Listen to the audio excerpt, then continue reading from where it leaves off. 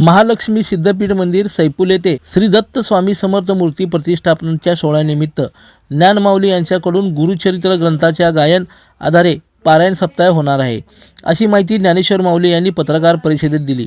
दिनांक 14 ते 20 फेब्रुवारी दरम्यान पारायण सप्ताह होणार आहे।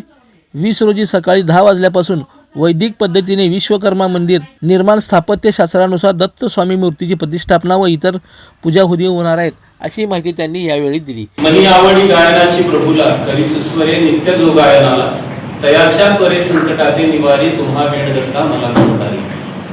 तसं पाहता दत्त आणि श्री स्वामी समर्थ मूर्तीचा प्राण प्रतिष्ठा सोहळा 20 तारखेला होणार आहे।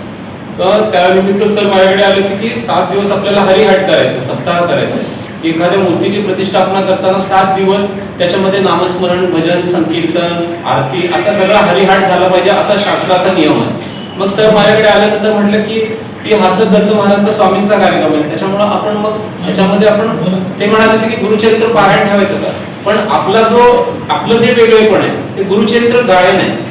अख्ख्या भारतामध्ये गायन कोणी करत नाही, कारण दत्त महाराजांना 3 गोष्टी प्रिय आहेत। एक पहिली गोष्ट म्हणजे गायन, दुसरी गोष्ट गुरुचरित्र आणि तिसरी गोष्ट अन्नदान। मग ह्या 3 गोष्टी तिथं होणार आहेत आणि दत्त महाराजांना प्रसन्न करायचं असेल तर गुरुचरित्र वाचायचं, वाचल्यानंतरही प्रसन्न होतात, पण गायल्यानंतर ते अति प्रसन्न होतात। आणि सांगेन एक गुण गायनी करी जो माझे स्मरण त्यांचे घरी असे जाणं गायन प्रीती आम्हास। गुरुचरित्रामध्ये इतकं सामर्थ्य आहे की आपण जो आपला दैहिक जीव आहे, जे आपण आपला जो मानवी जीव आहे, हा 3 तापामध्ये 3 दोषामध्ये असतो, ग्रह दोष, वास्तु दोष आणि पितृदोष।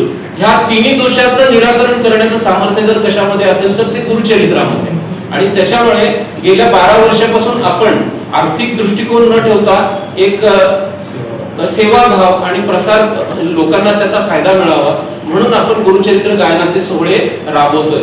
मुंबई सारख्या ठिकाणी बोरिवलीमध्ये मागच्या वर्षी आपला गुरुचरित्र गायनाचा कार्यक्रम झाला। छोटासा हे सांगतो तुम्हाला, अनुभव सांगतो की 17 वर्षाचं पिशाच एका बाईला होता, 17 वर्षाचं पिशाच होतं।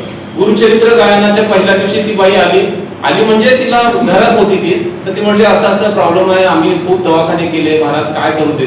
म्हटलं त्यांना घेऊन या, गुरुचरित्र नुसतं कानावर जरी पडलं, गुरु ऐकतील न चरित्र माझे जरी वाचतील नर निरंतरी लक्ष्मी राहे त्यांच्या घरी संध्या न धरा होणार व्याधी न होय त्यांच्या घरी। म्हटलं त्यांना घेऊन या, ते म्हणजे महाराज ऐकत नाही, त्यांना बांधून आणावं लागेल। मी म्हटलं कसे करा, बांधून आणा। 3 दिवस बांधून त्या बाईला ठेवलं होतं। 4थ्या दिवशी म्हणजे 4 दिवस तर ती मला बघून शिव्या देत होती, पण ताजं उदाहरण आहे की 7व्या दिवशी तिला प्रचंड उलट्या झाल्या, 1.5 दिवस उलट्या करत होते। 17 वर्षाचं पिशाचे फक्त गुरुचरित्र श्रवण केल्यामुळे निरसन झालं।